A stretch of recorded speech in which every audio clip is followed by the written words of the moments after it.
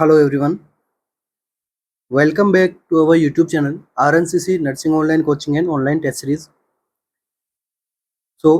आज से जो हम क्या कर रहे हैं कि नॉटसेट के लिए अपन स्पेशल क्लासेस एमसीक्यू क्लासेस अपन कंटिन्यू करेंगे।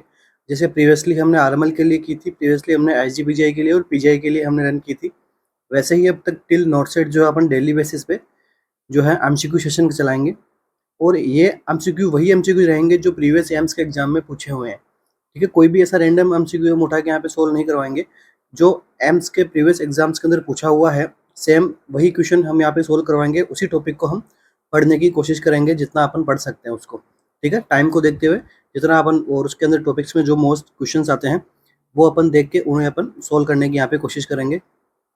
साथ ही साथ में हमने नॉटसेट 2023 के लिए जो जून में एग्ज़ाम होना है तो उसके रिगार्डिंग हमने एक स्पेशल टेस्ट सीरीज़ हमने लॉन्च की है हमारे आरएनसीसी के ऑफिशियल प्लेटफॉर्म पे, जो आपको प्ले स्टोर से डाउनलोड करने पे आरएनसीसी की ऐप जो है वो आपको डाउनलोड हो जाएगी।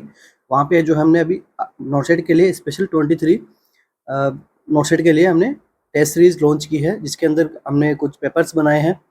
ठीक है, एग्जाम्स के अकॉर्डिंग, सिलेबस के अकॉर्डिंग, तो आप देख सकते हो, कंसिडर कर सकते हो। उसके लिए प्राइस हमने उसकी एकदम अफोर्डेबल रखी है ताकि हर स्टूडेंट जो है उसको अफोर्ड कर सके। तो शुरू करते हैं आज की अपनी क्लासेस को। अब से अपन इसी तरीके से अपनी क्लासेस आगे कंटिन्यू होने वाली है। ठीक है, तो शुरू करते हैं बिना किसी देरी के। फर्स्ट एमसीक्यू है अपना, early symptom of myasthenia gravis is. Myasthenia gravis के बारे में आपसे अर्ली सिम्टम पूछा गया है। ठीक है, सारे एमसीक्यू जो है वो एम्स में पूछे हुए हैं। ठीक है, तो देखिए अर्ली सिम्टम का आपको क्वेश्चन में पूछा गया है। ऑप्शन हमारे पास में क्या है, ptosis, respiratory difficulty, weakness improving in the evening, या फिर ट्रेमर्स। मायस्थेनिया ग्रेविस का अर्ली सिम्टम क्या होगा? काफ़ी इंपॉर्टेंट टॉपिक है, कई बार एमसीक्यू बनते हैं इस टॉपिक में से, तो इसको अपन सोल्व कर लेंगे, साथ साथ में इसका आंसर भी अपन देख लेंगे। आगे क्या एमसीक्यू बन सकते हैं वो भी अपन पढ़ लेंगे।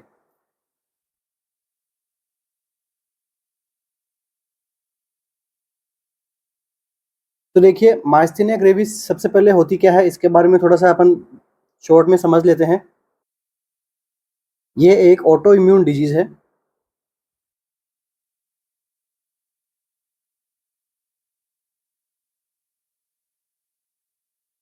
साथ ही साथ में क्रोनिक,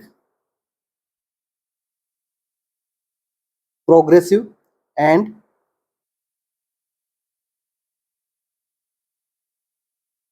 इरिवर्सिबल डिजीज कंडीशन।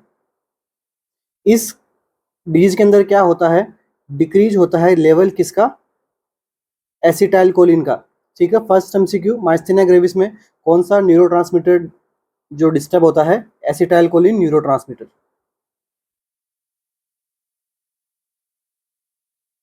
अब देखिए अगर आपसे एग्जाम के अंदर एमसीक्यू पूछे कि एसिटाइल कोलिन क्या करता है, तो ये क्या करता है, मसल की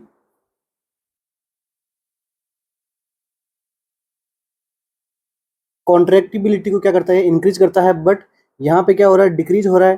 तो यहाँ पे क्या हो जाएगा इस कंडीशन में, decrease muscle contractibility plus, muscle contractibility नहीं है तो कैसी हो गई, मसल, बॉडी की मसल्स कैसी हो गई, वीक हो गई है। ठीक है, नेक्स्ट एमसीक्यू, मायस्थेनिया ग्रेविस के अंदर क्या होता है, मसल्स के अंदर मसल्स हो रहती है वीक। ठीक है, अब मसल्स वीक क्यों हुई, इसके बारे में भी थोड़ा अपन समझ लेते हैं। तो अब इसको समझने के लिए हमें क्या करना है, ये एक न्यूरोमस्कुलर जंक्शन हमें बनाना है। ठीक है, तो यहाँ पे क्या है, एसिटाइलकोलिन है प्री सिनेप्टिक में, और यहाँ पे एसिटाइलकोलिन को आके क्या करना है, अटैच करना है। ठीक है, तभी तो जाके डीपोलराइजेशन होगा, अपनी जो इम्पल्सेज है वो आगे जाएगी, कॉन्ट्रैक्टिबिलिटी मसल्स के अंदर कर पाएगा एसिटाइलकोलिन।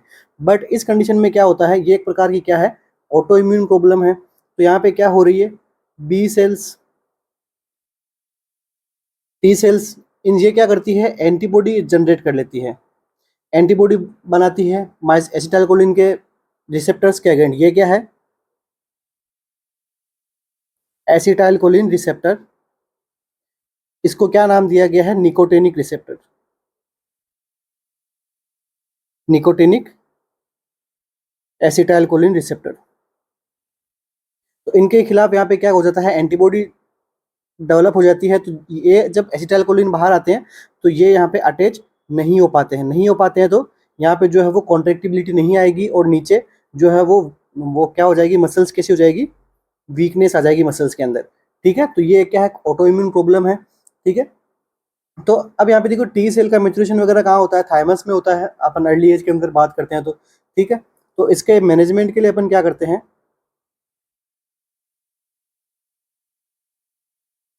थायमेक्टोमी। ठीक है, थायमेक्टोमी अपन इसके सर्जिकल मैनेजमेंट थायमेक्टोमी कर देते हैं ताकि एंटीबॉडीज और नहीं बने।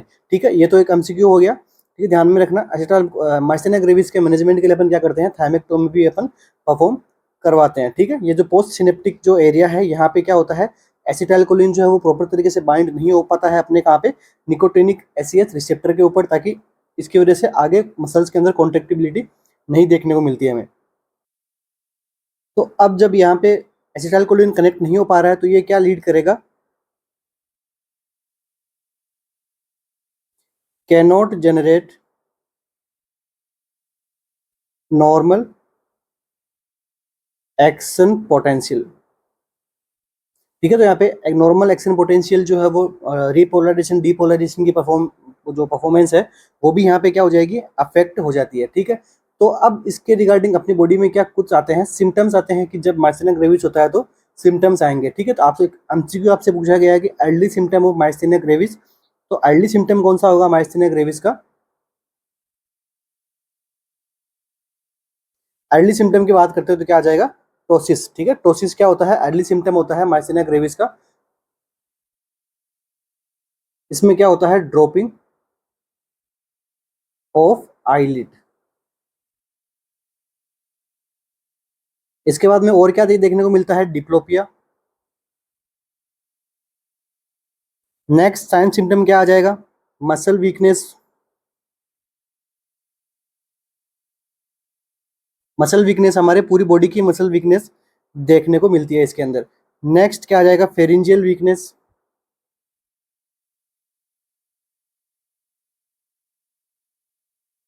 फेरिंजियल वीकनेस भी देखने को मिलती है, जिसकी वजह से वॉइस कैसी हो जाती है,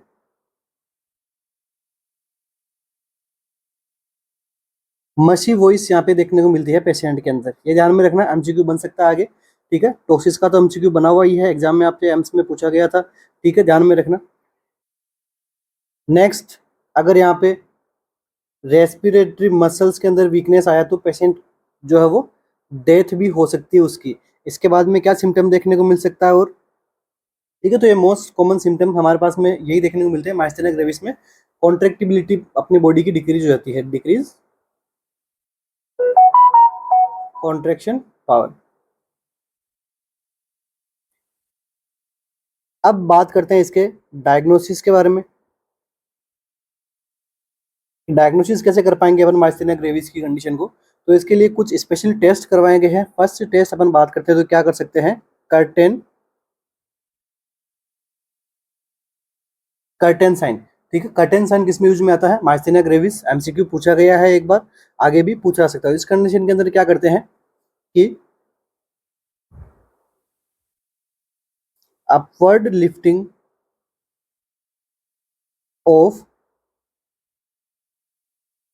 वन आई, जब हम आंख को अपवर्ड लिफ्ट करते हैं तो टोसिस देखने को मिलता है, टोसिस ऑफ अनोदर आई। तो दूसरी जो आई है तो उसके अंदर क्या देखने को मिलता है, ड्रॉपिंग ऑफ आईलिड देखने को मिलता है। तो ये क्या है, वो कर्टेन की तरह वो गिरी हुई देखने को मिलती है, गिरती है इस कंडीशन में, तो इसको हमने क्या कहा, कर्टेन साइन। नेक्स्ट साइन की बात करें, टेस्ट की बात करते हैं, इसके अंदर क्या होगा, आइस पैक टेस्ट। तो आइस पैक टेस्ट अपन किस में कर सकते हैं, माइस्थेनिया ग्रेविस वाली कंडीशन में कर सकते हैं। ये क्या करता है, इम्प्रूव टोसिस। ठीक है, अगर टोसिस की कंडीशन है और वहाँ पे अपन आइस पैक लगाते हैं तो डिक्रीज क्या हो जाएगा, यहाँ पे टेम्परेचर, टेम्परेचर डिक्रीज होने की वजह से जो रिसेप्टर्स के अंदर, जो पोस्ट सिनेप्टिक रिसेप्टर्स के अंदर वहाँ पे जो है एक्शन पोटेंशियल यहाँ पे जनरेट हो जाता है यहाँ पे। ठीक है, डिक्रीज टेम्परेचर की कंडीशन में एक्शन पोटेंशियल को जनरेशन में हेल्प मिलती है, तो इसके लिए अपन आइस पैक टेस्ट भी कर सकते हैं। Next, third one most important test कौन सा है,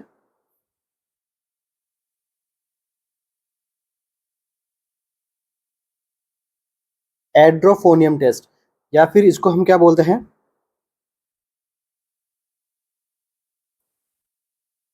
टेंसिलोन टेस्ट। ठीक है, एंड्रोफोनियम टेस्ट या फिर टेंसिलोन टेस्ट। ठीक है, इसके अंदर क्या करते हैं, मोस्ट सबसे पहले तो एमसीक्यू लगा लो, इसके ऊपर पूछा गया एमसीक्यू है, आता है एग्जाम के अंदर कि एंड्रोफोनियम टेस्ट किसके लिए करवाते हैं, फिर माइस्थेनिया ग्रेविस में क्या टेस्ट करवाते हैं। तो देखिए एंड्रोफोनियम टेस्ट, इसके अंदर क्या करते हैं अपन, 2 mg एंड्रोफोनियम जो है वो अपन जो पेशेंट को देना शुरू करते हैं, और इसकी डोज को जो है अपन 8 mg तक अपन यहाँ पे पेशेंट को प्रोवाइड करवाते हैं। तो अब ये जो अपन ने डोज दी है, अब इसकी वजह से अगर टोसिस में क्या हो जाना, इम्प्रूव हो जाना, मतलब तो क्या है कि एंड्रोफोनियम टेस्ट पॉजिटिव है, टोसिस जो है वो ठीक हो गया है, मतलब क्या हो गया है, माइस्थेनिया ग्रेविस हो गया। अब अगर टोसिस नॉट इम्प्रूव्ड, अगर टोसिस इम्प्रूव नहीं है, तो यहाँ पे अदर प्रॉब्लम हो सकती है आपके ब्रेन के अंदर। ठीक है, यहाँ पे माइस्थेनिया ग्रेविस नहीं है, अदर प्रॉब्लम यहाँ पे देखने को मिल सकती है। ठीक है, तो ये कुछ अपन टेस्ट है इसके लिए करवाते हैं। इसके बाद में और क्या क्या टेस्ट करवा सकते हैं,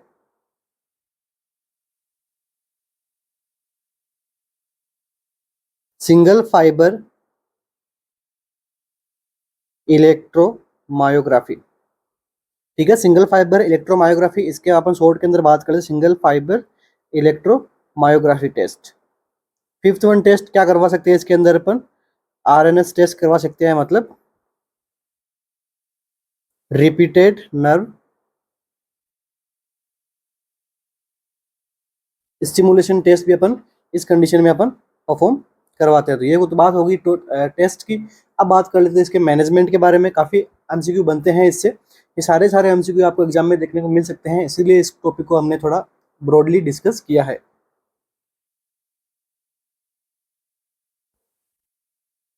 तो देखिए मैनेजमेंट के अंदर अपन इसकी ड्रग ऑफ चॉइस की बात कर लेते हैं कि ड्रग ऑफ चॉइस में अपन क्या दे सकते हैं, तो पायरिडोस्टिग्माइन।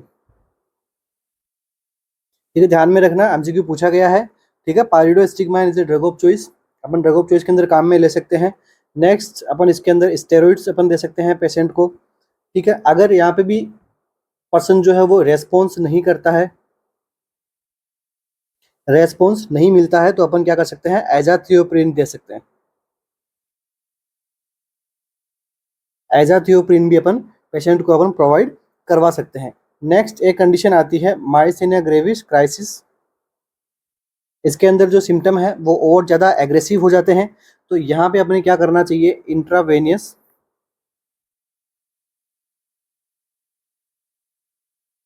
इम्यूनोग्लोबुलिन्स अपने क्या करना है, प्रोवाइड करवाना है। इंट्रावेनियस इम्यूनोग्लोबुलिन प्रोवाइड करवाना है। इससे भी नहीं हुआ है तो एंटीबॉडी को रिलीज करना होता है, तो अपन क्या कर सकते हैं, इसके लिए अपन प्लाज्मा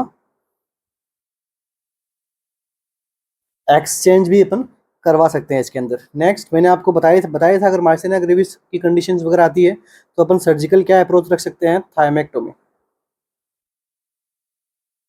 ठीक है, थायमेक्टोमी अपन रख सकते हैं, क्योंकि जो है वो एंटीजन एंटीबॉडी कॉम्प्लेक्स बन जाता है माइस्थेनिया एसिटाइलकोलिन रिसेप्टर के अकॉर्डिंग। ठीक है, रिसेप्टर कौन सा रिसेप्टर, निकोटिनिक रिसेप्टर के ऊपर जो है वो एंटीबॉडी आके अटैच हो जाती है, जो किसको अफेक्ट करती है, टायरोसिन काइनेज को। ठीक है, टायरोसिन काइनेज पे आके अपने जो एसिटाइलकोलिन अटैच होता है, ठीक है, तो यहाँ पे आके जो है वो एंटीबॉडी अटैच हो जाएगी, तो इसलिए अपन क्या कर सकते हैं, थायमेक्टोमी अपन यहाँ पे परफॉर्म करवा सकते हैं।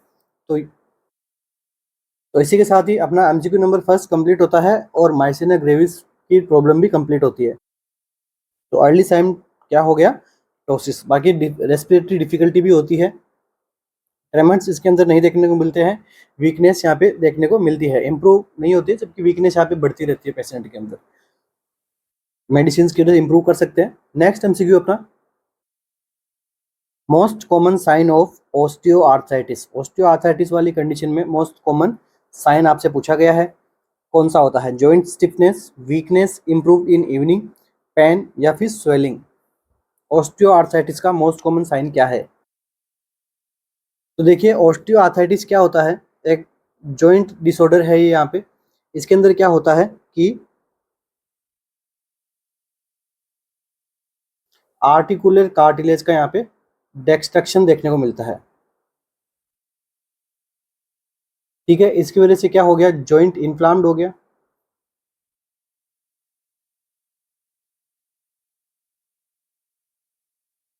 तो जॉइंट इन्फ्लाम्ड होने की वजह से यहाँ पे क्या देखने को मिलता है, मोस्ट कॉमन साइन क्या देखने को मिलता है यहाँ पे, जॉइंट स्टिफनेस आपको देखने को मिलेगा। जिन कंडीशन पेशेंट को ऑस्टियोआर्थराइटिस है उनमें जॉइंट स्टिफनेस देखने को मिलता है मोस्ट कॉमन साइन के अंदर। ये हर पेशेंट में होता है जिनको ऑस्टियोआर्थराइटिस होता है, इसलिए इसको मोस्ट कॉमन साइन बताया गया है।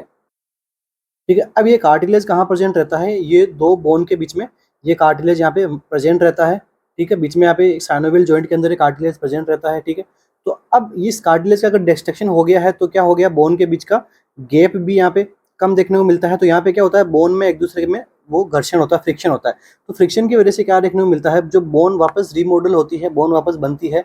तो ये बोन कैसी बनती है, इसमें थोड़ा ऐसा वेरिएशन देखने को मिल जाता है। ठीक है, तो इनको अपन क्या बोलते हैं, जब ये बोन सिस्टमेटिक ढंग से इनका वापस रिमॉडलिंग नहीं होता है, थोड़ा बाहर की साइड में निकली हुई या फिर थोड़ा इसमें नोड्यूल्स जैसे हमें यहाँ पे जो बोन के अंदर रीजनरेशन देखने को मिलता है, इसको हम क्या बोलते हैं, ऑस्टियोफाइट।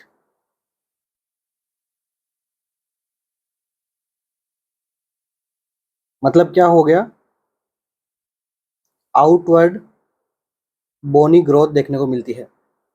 ठीक है, आउटवर्ड बोनी ग्रोथ किस में देखने को मिलती है, ऑस्टियोआर्थराइटिस वाली कंडीशन में। क्यों देखने को मिलती है, क्योंकि ये जब बोन एक जगह से वहाँ पे इन्फ्लाम्ड हो गई, वहाँ से जा चुकी है, खत्म हो चुकी है, तो बोन का वापस रिमॉडलिंग भी होता है। बट यहाँ पे आर्टिकुलेजिंग कार्टिलेज नहीं है, तो जो फ्रिक्शन हो रहा है ऑलरेडी, तो जो बोन जो बनेगी वो प्रॉपर तरीके से नहीं बन पाएगी, वो उसका आउटवर्ड यहाँ पे उसका प्रोट्रूजन आपको देखने को मिल सकता है, आउटवर्ड ग्रोथ देखने को मिल सकती है। इसको हमने क्या कहा, ऑस्टियोफाइट। एमसीक्यू बना हुआ है, आपको आगे देखने को मिल सकता है कि ऑस्टियोफाइट किसमें बनता है। अब इसके अंदर दो स्पेशल हमें कैरेक्टरिस्टिक्स देखने को मिलते हैं। ठीक है, ये क्या क्या है, फर्स्ट वन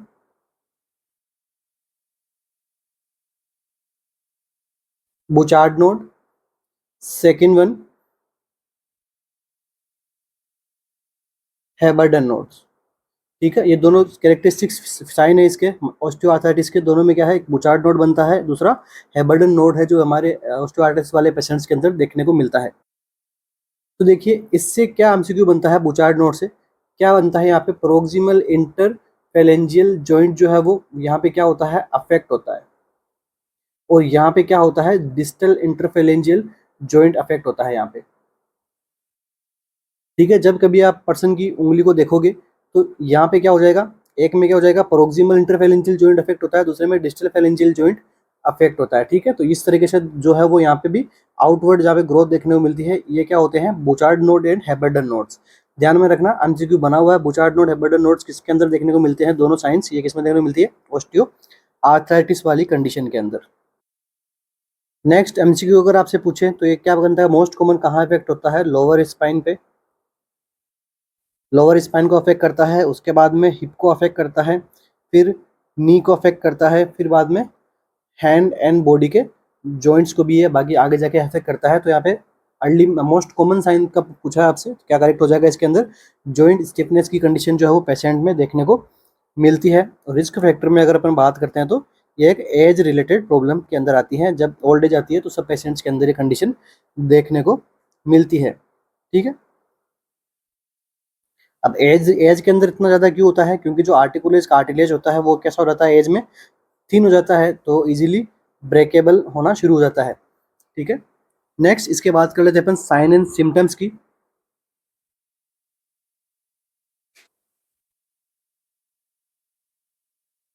शार्प पेन देखने को मिलता है ऑस्टियोआर्थराइटिस वाले पेशेंट को। Next morning stiffness, morning stiffness भी देखने को मिलती है। मतलब क्या हो गया इसका, अर्ली मॉर्निंग जब पेशेंट उठेगा तो उसके जो जॉइंट्स हैं उनके अंदर स्टिफनेस देखने को मिलती है यहाँ पे। और most important, no swelling, swelling यहाँ पे पेशेंट के अंदर इतनी ज़्यादा नहीं देखने को मिलती है ऑस्टियोआर्थराइटिस वाले पेशेंट के अंदर। अब इसकी बात कर लेते हैं अपन डायग्नोसिस की। तो एमआरआई में सबसे पहले अपन बात कर एमआरआई अपन करवा सकते हैं, इसके बाद में सीटी स्कैन, डेक्सा टेस्ट अपन करवा सकते हैं, बोन स्कैन अपन करवा सकते हैं।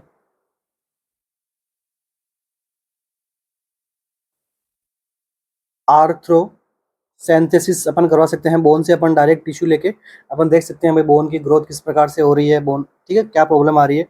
नेक्स्ट इसका ट्रीटमेंट, ट्रीटमेंट अपन क्या दे देंगे इसको, पेन मैनेजमेंट करेंगे, क्योंकि यहाँ पे पेन मोस्ट कॉमन होता है, जॉइंट स्टिफनेस वगैरह, तो पेन मैनेजमेंट करने के लिए अपन क्या देंगे यहाँ पे, एसिटामिनोफेन अपन यहाँ पे दे सकते हैं, टर्माडोल अपन पेशेंट को दे सकते हैं, ठीक है, स्टेरॉइड थेरेपी अपन पेशेंट को अपन प्रोवाइड करवा सकते हैं। नेक्स्ट सर्जिकल ट्रीटमेंट के अपन अंदर अपन जो ऑस्टियोफाइट्स वगैरह बनते हैं उनका अपन रिमूवल करवा सकते हैं, तो ऑस्टियोटोमी अपन कर सकते हैं इसका सर्जिकली ट्रीटमेंट के अंदर। तो ये कुछ कंडीशंस है जो हमें देखनी होती है ऑस्टियोआर्थराइटिस के रिगार्डिंग। तो करेक्ट आंसर क्या हो गया इसका, जॉइंट स्टिफनेस जो है वो पेशेंट्स के अंदर देखने को मिलता है, मोस्ट कॉमन कब देखने को मिलेगा, मॉर्निंग के अंदर। Next MCQ, maximum infectivity of chicken pox is during, chicken pox जब किसी को होता है तो उसमें मैक्सिमम इन्फेक्टिविटी पीरियड कितना रहता है। ऑप्शन क्या है, 6 days before appearing of vesicles, B 6 days after appearing of the vesicles, C 2 week after appearing of the vesicles, या फिर 2 week after disappearing of the vesicles. आपसे क्या पूछा गया है, इन्फेक्टिविटी का टाइम पूछा गया है, जब किसी पर्सन को चिकन पॉक्स होता है तो वो कब तक इन्फेक्टिविटी फैला सकता है, वो भी टाइम कौन सा, मैक्सिमम टाइम, ठीक है। तो अपना करेक्ट आंसर बताइए।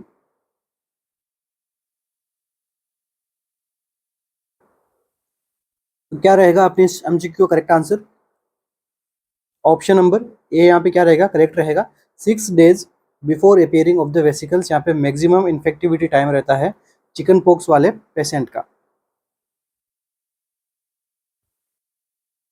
अब देखिए चिकन पॉक्स से कुछ इंपॉर्टेंट एमसीक्यू बनते हैं, तो इसका जो पॉजिटिव एजेंट है वो क्या है, वेरिसेला जोस्टर वायरस है।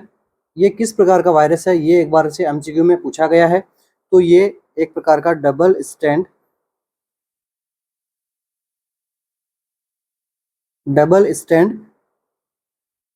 डीएनए वायरस है। कौन सा वायरस है, डीएनए वायरस है, तो ध्यान में रखना डबल स्टैंड डीएनए वायरस है। और ये इसका ग्रुप अगर आपसे पूछे कि कौन से ग्रुप का वायरस है, तो ये किस ग्रुप का वायरस है, हेर्पिस ग्रुप का, ठीक है। नेक्स्ट इससे क्या एमसीक्यू बनता है, वेरिसेला जो वायरस है ये दो कंडीशन अफेक्ट करता है अपनी बॉडी में।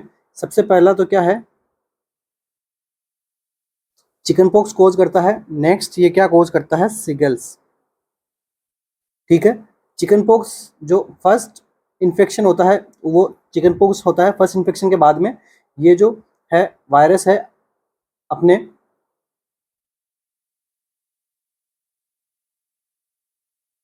पोस्ट सिनेप्टिक गैंग्लिया के अंदर जाके ये लेटेंट पीरियड तक आगे, जब तक बॉडी की इम्यूनिटी डिक्रीज नहीं होती है तब तक ये वहाँ पे जाके छिप जाता है, ठीक है। तो जब आगे जाके वापस ये अपनी प्रोड्रोमल स्टेज में आता है तो ये इन्फेक्टिविटी वापस कोज कर देता है, और ये क्या कोज करता है फिर बाद में, सिंगल्स, फिर बाद में उसके अंदर नर्वस सिस्टम रिलेटेड प्रॉब्लम्स देखने को मिलती है, ठीक है। तो चिकन पॉक्स की इन्फेक्टिविटी पीरियड आपसे पूछा है तो क्या होगा, 6 days before appearing of the vesicle is the best and correct answer for this MCQ. Next MCQ क्या बनता है इससे, ट्रांसमिशन, ट्रांसमिट कैसे होता है, तो मोस्ट कॉमन ट्रांसमिट कैसे होगा ये, ड्रॉपलेट या फिर एयरबोर्न, ठीक है। ड्रॉपलेट एंड एयरबोर्न यहाँ पे रूट ऑफ ट्रांसमिशन रहता है इसका। इंक्यूबेशन पीरियड कितना रहता है, तो 10 to 14 days इसका इंक्यूबेशन पीरियड हमें यहाँ पे देखने को मिलता है। अब देखिए अगर सिंगल्स की प्रॉब्लम आगे जाके डेवलप होती है तो इससे कुछ कॉम्प्लिकेशंस आती है, complication due to shingles disease, ठीक है। तो सिंगल्स डिजीज में क्या होता है, फर्स्ट कॉम्प्लिकेशन क्या आएगी, रैमसी हंट सिंड्रोम, ठीक है। रैमसी हंट सिंड्रोम क्यों आएगी, क्योंकि एक प्रकार का ये आगे जाके न्यूरोलॉजिकल प्रॉब्लम भी कोज करवाता है। इसके अंदर क्या होता है, neurological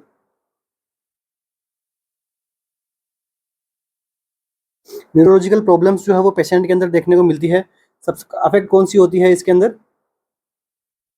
facial nerve, most common कौन सी यहाँ पे अफेक्ट हो सकती है, ट्राइजेमिनल,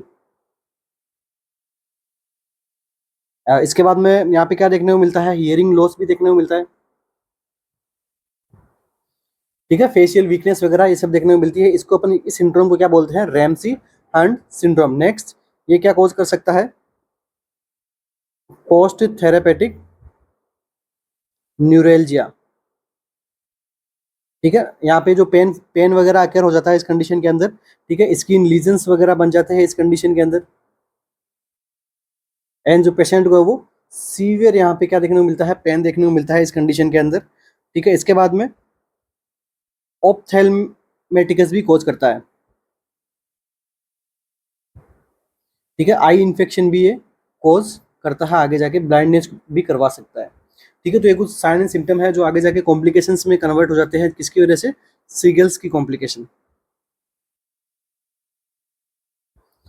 तो अपना इस क्वेश्चन का आंसर को क्या करेक्ट हो गया, option number A is the correct answer for this MCQ. Next MCQ, maximum infectivity of mumps is during. Mumps के बारे में अब आपसे इन्फेक्टिविटी टाइम पूछा है इसका। प्रोडोर्मल स्टेज में होता है, इंक्यूबेशन स्टेज में होता है, after appearing of the swelling इस टाइम पे होता है, या फिर after disappearing of the swelling. Mumps के अंदर इसका मैक्सिमम इन्फेक्टिविटी आपको टाइम पूछा है मम्स के। ये भी पूछा गया एमसीक्यू है, हो सकता है आपको आगे देखने को मिले वापस एग्जाम के अंदर।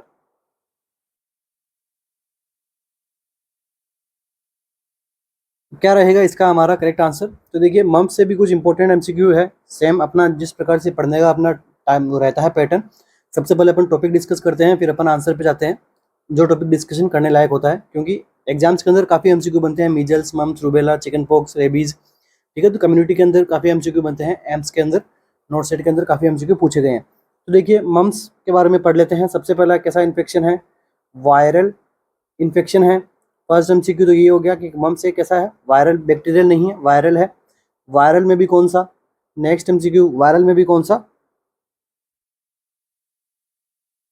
Paramyxo virus. Paramyxo virus family के अंदर ये वायरस जो है वो स्टे करता है। ठीक है, mumps also known as infectious parotitis. इसको हम इन्फेक्शियस पेरोटाइटिस भी कहते हैं। ड्यू टू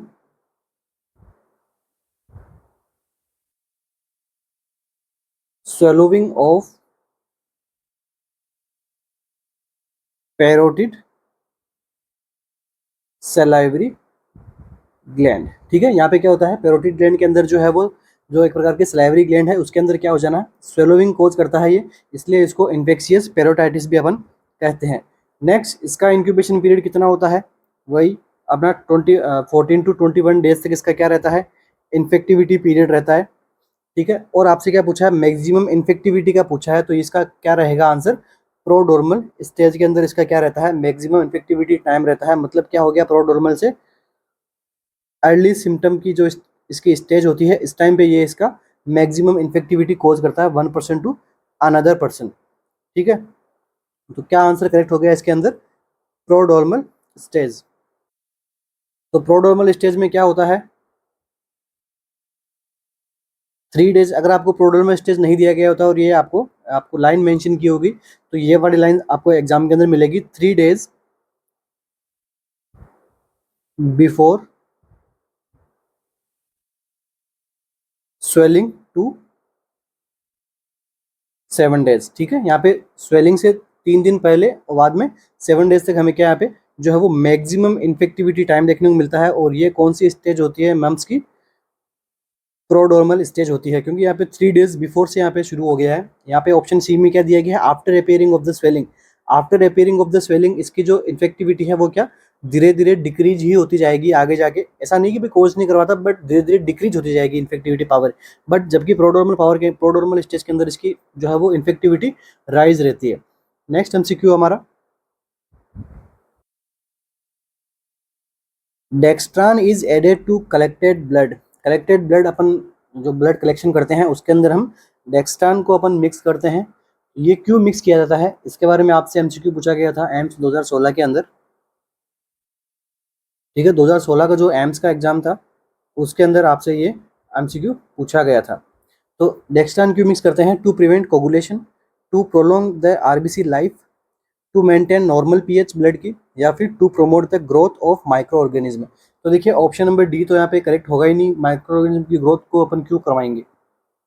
ठीक है, बाकी आप तीनों ऑप्शंस के अंदर अपना करेक्ट आंसर चूज कीजिए। तो डेक्स्ट्रान क्यों मिलाते हैं? ये क्या करता है? प्रिवेंट करता है किसको? कोगुलेशन को। ठीक है, ब्लड के अंदर कोगुलेशन होने से ये प्रिवेंट करता है। ठीक है, इसका एक्शन कैसा रहता है? Anti platelet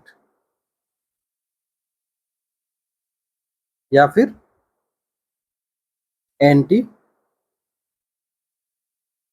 anti thrombotic. ठीक है, एंटी थ्रोम्बोटिक एक्शन रहता है, एंटी प्लेटलेट इसका एक्शन रहता है डेक्स्ट्रॉन का, ताकि जो है वो ब्लड है वो कोगुलेट नहीं करे, साथ साथ में क्या करे?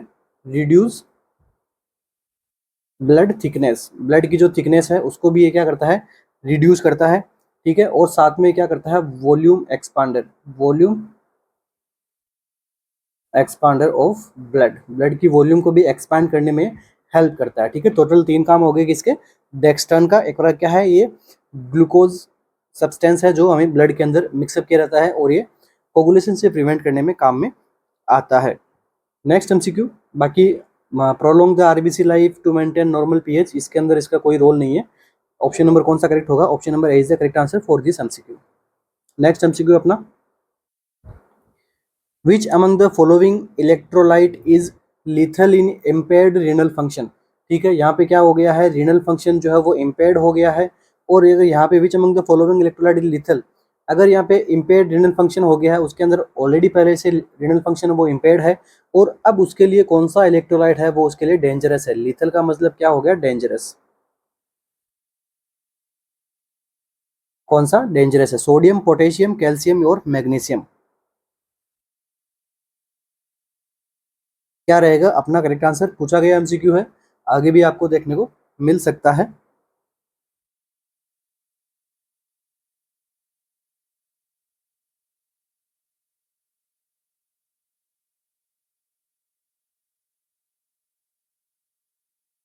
तो देखिए रीनल फंक्शन यहाँ पे इम्पेयर्ड हुआ है, तो क्या देखने को मिल सकता है? सबसे पहले तो यहाँ पे इलेक्ट्रोलाइट इम्बेलेंस किसका देखने को मिलता है? पोटेशियम का।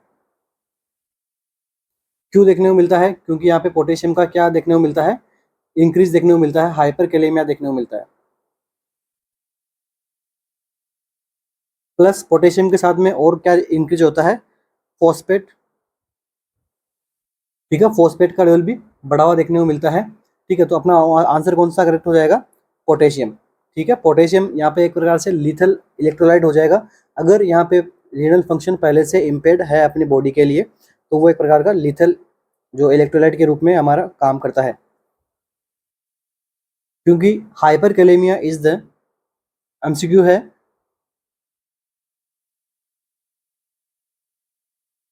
Hyper kalaemia is the major complication of CKD, chronic kidney disease के मेजर कॉम्प्लिकेशंस में क्या आता है? हाइपर कैलेमिया आता है। फिर इसके अगर ट्रीटमेंट के अंदर बात करते हैं, तो अपन अपन ने जब पीजीआई का अपन पेपर सोल्व कर रहे थे, उसके अंदर हाइपर कैलेमिया को कैसे मैनेज करते हैं पूरा अपन ने पढ़ा था। आगे अपन जब एमसीक्यू आएगा इसके, तो अपन वापस को डिस्कस करते हैं। इंसुलिन वगैरह प्रोवाइड करवाते हैं, ग्लूकोज वगैरह इसको प्रोवाइड करवाते हैं, सोडियम पॉलिस्टायरिन वो कैक्सिलेट हम इसको प्रोवाइड करवाते हैं, कैल्शियम ग्लूकोनेट अपन इसको प्रोवाइड करवाते हैं।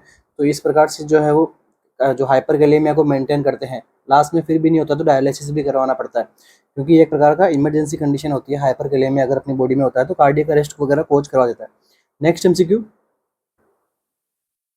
Electrolyte need to be replaced in diabetic ketoacidosis. Diabetic ketoacidosis की कंडीशन होती है, उसके अंदर कौन सा इलेक्ट्रोलाइट है उसको रिप्लेस करने की नीड है? कैल्शियम, मैग्नीशियम, सोडियम और पोटेशियम।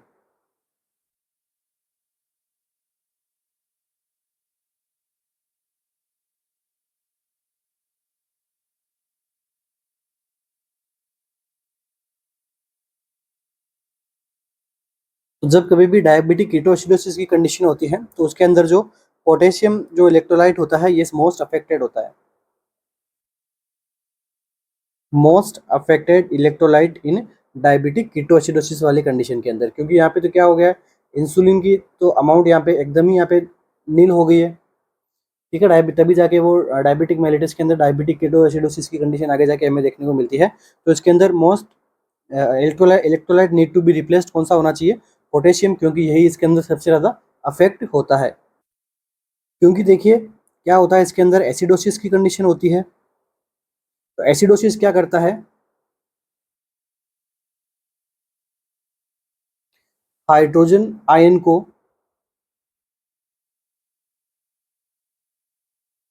एक्स्ट्रा सेलुलर फ्लूइड से इंट्रा सेलुलर फ्लूइड के अंदर मूव करता है। ठीक है, हाइड्रोजन आयन एक प्रकार का कौन किस में रहता है? एक्स्ट्रा सेलुलर फ्लूइड में रहता है। तो इसको एक्स्ट्रा सेलुलर फ्लूइड से इंट्रा सेलुलर फ्लूइड के अंदर इसको मूवमेंट करता है। तो इंट्रा सेलुलर के अंदर क्या रहता है?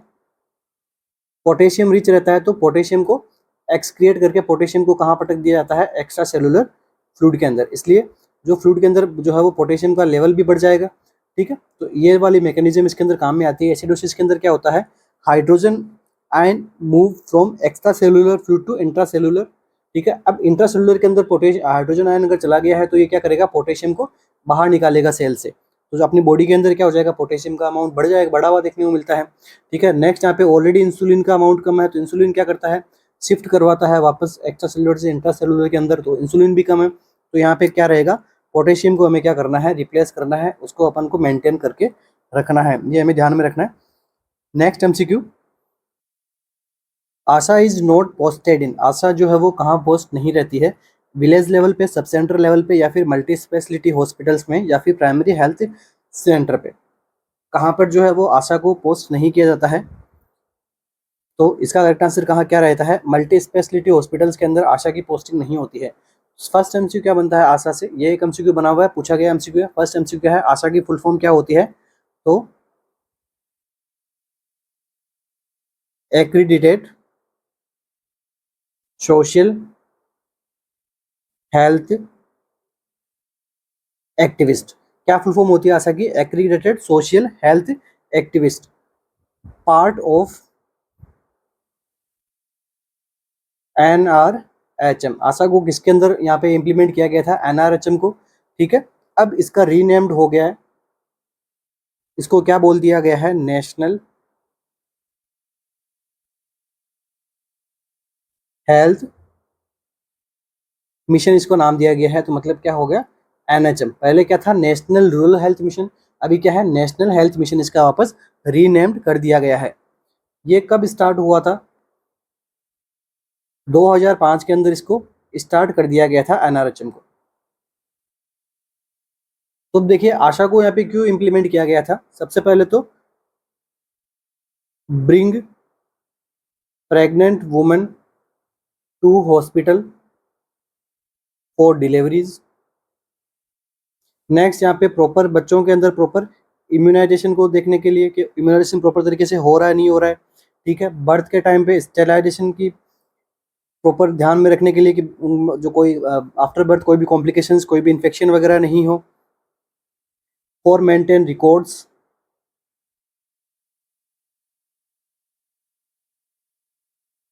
और रिकॉर्ड्स के साथ साथ में क्या करती है, ORS की सप्लाई करती है, आयरन टेबलेट्स की सप्लाई करती है,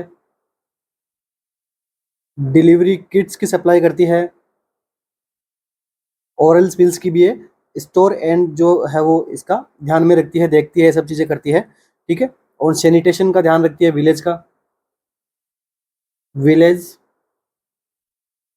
सैनिटेशन का ध्यान में रखती है। तो आशा को किसको आशा बनाएंगे हम? ठीक है, कौन सी फीमेल को आशा बनाते हैं? सबसे पहले तो आशा क्या होती है, एक फीमेल वर्कर होती है, प्लस उसको 10th पास वो होनी चाहिए, और जो लोकलिटी उसकी होनी चाहिए, मतलब जिस एरिया की आशा हम रखना चाहते हैं वो उसी एरिया से ली जानी चाहिए, फीमेल होनी चाहिए। ठीक है, तो ये उसका कुछ कैरेक्टरिस्टिक्स है। फिर उसको क्या है कि जो पेमेंट दिया जाता है, उसको पेमेंट अकॉर्डिंग टू किसको दिया जाता है, अकॉर्डिंग टू प्रेग्नेंट जो डिलीवरीज हॉस्पिटल में करवाती है इम्यूनाइजेशन को लेके, तो इन सब के अकॉर्डिंग उसको जो फिक्स उसके लिए पेमेंट्स का सिस्टम किया गया है, जिसकी वजह से वो अकॉर्डिंग वर्क करती रहती है। ठीक है, सब सेंटर पे, PSC पे, CSC पे, तो यहाँ पे आशा हमारे प्राइवेट रहती है विलेज लेवल पे, जबकि मल्टी स्पेशलिटीज हॉस्पिटल्स के अंदर आशा जो है वो हमें नहीं देखने को मिलती है। Next MCQ, normal prothrombin time कितना होता है? Normal prothrombin time is, 8 to 10 second, 11 to 13.5 second, 12.5 to 15 second या फिर 15 to 30 seconds. Normal prothrombin time कितना होता है? प्रोथ्रोम्बिन टाइम किस लिए असेस करते हैं? Check for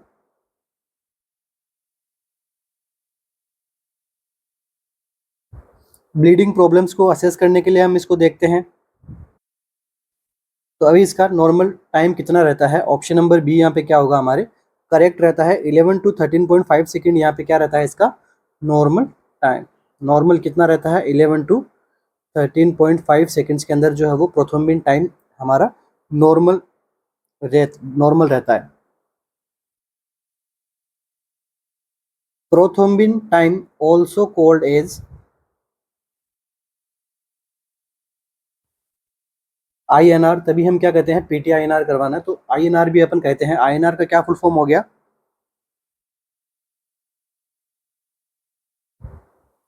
international normalised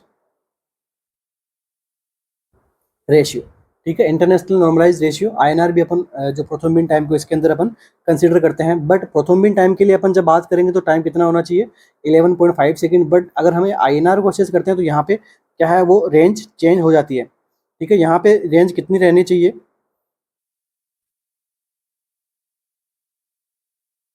healthy person है तो उसके अंदर नॉर्मल INR कितना रहना चाहिए? 1.1 से below.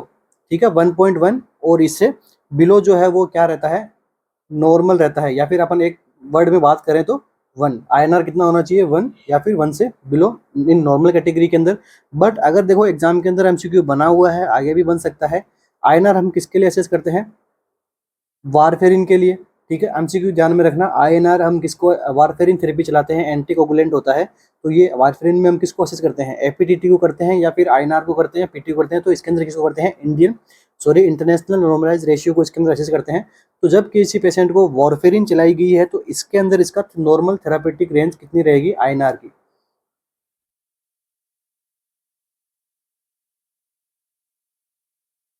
Normal therapeutic value of INR यहाँ पे हमें नॉर्मल कब तक मानना है? 2.0 से 3.0 तक यहाँ पे है वो एक इफेक्टिव थेरापेटिक रेंज है पर्सन की, जो एक वारफेरिन ड्रग को अपन काम में जो वारफेरिन ड्रग को काम में लेता है उसके लिए ये एक इफेक्टिव थेरापेटिक रेंज है। ये ध्यान में रखना, MCQ पूछा हुआ है, इससे आगे भी बन सकता है। और वारफेरिन के लिए हम क्या असेस करते हैं? INR। ठीक है, next MCQ, accumulation of bile salt causes. Bile salt अगर अपनी बॉडी में एक्यूमुलेट होता है तो ये क्या कॉज करता है? प्रोराइटिस, कॉन्स्टिपेशन, गाउट या फिर ऑल ऑफ द अबव।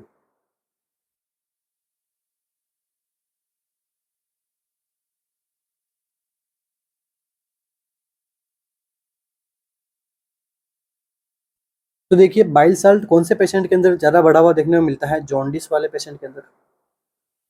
ठीक है, जॉन्डिस वाले पेशेंट के अंदर बाइल साल्ट का एक्युमुलेशन देखने को मिलता है। तो अब ये बाइल साल्ट क्या करता है? Salt affect bile salt affect cutaneous nerves into body. ये क्या करता है? क्यूटेनियस नर्व्स इनटू बॉडी के अंदर अपनी क्यूटेनियस नर्व को अफेक्ट करता है। क्यूटेनियस नर्व कहाँ रहती है? अपनी सबक्यूटेनियस वगैरह रीजन के अंदर, मतलब नॉर्मल वर्ड के अंदर समझे तो कहाँ क्या रहती है? स्किन के अंदर। अब जब ये क्यूटेनियस नर्व को अफेक्ट करती है तो क्या करता है? ये इसकी वजह से क्या होता है? ईचिंग होती है। अपनी बॉडी में क्या देखने को मिलती है? ईचिंग देखने को मिलती है। तो इसको जिसकी वजह से क्या कॉज कर सकता है? ये प्रोराइटिस। ठीक है, तो इसके क्या क्या कॉज करता है? प्रोराइटिस। क्योंकि ईचिंग अगर अपनी बॉडी में हो रही है तो ईचिंग किस वजह से हो रही है? मास्ट सेल रिलीज करती है किसको इस कंडीशन के अंदर? हिस्टामिन को। हिस्टामिन से क्या होती है? ईचिंग वगैरह की कंडीशंस जो है वो अराइज हो जाती है। साथ साथ में हिस्टामिन से जो है वो जो प्रोराइटिस वाली कंडीशन भी यहाँ पे देखने को मिल सकती है। प्रोराइटिस में क्या होता है? स्किन ईचिंग होती है, स्किन में रेडनेस वगैरह आती है। ठीक है, रैशेज वगैरह हो जाते हैं, तो ये किसकी वजह से हो रहा है? बाइल साल्ट के एक्युमुलेशन की वजह से हो रहा है, क्योंकि बाइल साल्ट क्या किसको अफेक्ट करता है? Affect cutaneous nerve into the body. फिर बाद में क्या होता है? मास्ट सेल अफेक्ट होती है। मास्ट सेल के बाद में मास्ट सेल क्या करती है? हिस्टामिन रिलीज करवाती है। हिस्टामिन के बाद में, हिस्टामिन एक प्रकार बताइए एक एलर्जिक सब्सटेंस वगैरह के रूप में भी काम आता है। तो अपना आंसर क्या हो जाएगा? प्लूराइटिस यहाँ पे मोस्ट कॉमन रहता है। गाउट, गाउट किन में रहता है? जिनमें यूरिक एसिड का लेवल यहाँ पे बढ़ावा देखने को मिलता है, उन पेशेंट में क्या होता है? गाउट की कंडीशन देखने को मिलती है। नेक्स्ट एमसीक्यू अपना क्या है? Autoclaving is done at pressure of. Autoclaving का जो प्रेशर कितना रखना चाहिए, ठीक है, कितने प्रेशर पे जो है वो ऑटोक्लेव डन होता है? 10 psi पे, 15 psi पे, 20 psi पे, या फिर 25 psi पे? कितना रखते हैं अपन ऑटोक्लेव को? तो ऑटोक्लेविंग एक प्रकार की क्या है? स्टेरिलाइजेशन प्रोसेस है।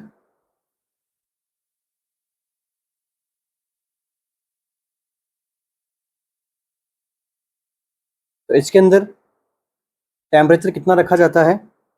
121 डिग्री सेंटीग्रेड फॉर 30 मिनट। अब इसके अंदर प्लस प्रेशर कितना रहता है? इसके अंदर प्रेशर रखते हैं अपन 15 पर स्क्वायर इंच, ठीक है। 15 पर स्क्वायर इंच पे यहाँ पे अपन क्या रखते हैं? प्रेशर रखते हैं। टेम्परेचर कितना होना चाहिए? 121 डिग्री सेल्सियस का होना चाहिए। 30 मिनट्स का यहाँ पे एक साइकिल तो होना ही चाहिए, तभी क्या है कि प्रोसेस जो है वो क्या रहती है? इफेक्टिव स्टेरिलाइजेशन की प्रोसेस इसके अंदर हमें देखने को मिल सकती है। ये बात आपने कंप्लीट किया है। हाई प्रेशर की वजह से यहाँ पे स्पोर तक जो है वो स्पोर की जो कैरेक्टरिस्टिक्स वगैरह रहते हैं उसको भी ये डेस्टिनेशन में काम आती है, ठीक है। तो इसी के साथ ही आज की अपनी क्लास को कंप्लीट करते हैं। इसका आंसर क्या हो गया? 15 psi। क्लास को कंप्लीट करते हैं, फर्स्ट क्लास है तो अपन थोड़ा इजी वे में चलते हुए आगे जाके अपन कॉम्प्लेक्स क्वेश्चंस भी लेके आएंगे, ठीक है। तो wish you all the best for your exams. और हमने टेस्ट सीरीज भी रन करवा रखी है, तो जो भी स्टूडेंट बाय करना चाहेगा तो वो RNCC के ऑफिशियल प्लेटफॉर्म जो गूगल प्ले स्टोर से ऐप डाउनलोड करके वहाँ पे हमने टेस्ट सीरीज रन करवा रखी है। साथ में हमने कंप्लीट सिलेबस भी लॉन्च किया हुआ है, कंप्लीट रिकॉर्डेड क्लासेस भी है हमारे वहाँ पे RNCC के ऑफिशियल प्लेटफॉर्म पे, तो वो भी आप कंसिडर कर सकते हैं। नोट सेट पास में ही है तो आपको डेली एक आपको स्टडी प्लान बनना जरूरी है। साथ साथ में थियरी के साथ साथ में एमसीक्यू भी करना बहुत जरूरी है, ताकि आपको जो है प्रॉपर आप नेगेटिव मार्किंग पे कंट्रोल कर पाओ। एम्स के अंदर आपको पता ही है 1/3 नेगेटिव मार्किंग की क्राइटेरिया देखने को मिला है, तो उसके अंदर आपको काफ़ी ध्यान में रख के अपना ऑप्शन सेलेक्ट करने होते हैं, क्योंकि नेगेटिव मार्किंग से काफ़ी बार अपन मेहनत करते हैं बट अपनी क्वेश्चन प्रैक्टिस अपनी अच्छी नहीं होती है, तो हम उसको अपनी सेलेक्ट नहीं हो पाते हैं, ठीक है। तो wish you all the best, thank you so much बने रहने के लिए। मिलते हैं अपनी नेक्स्ट क्लास में।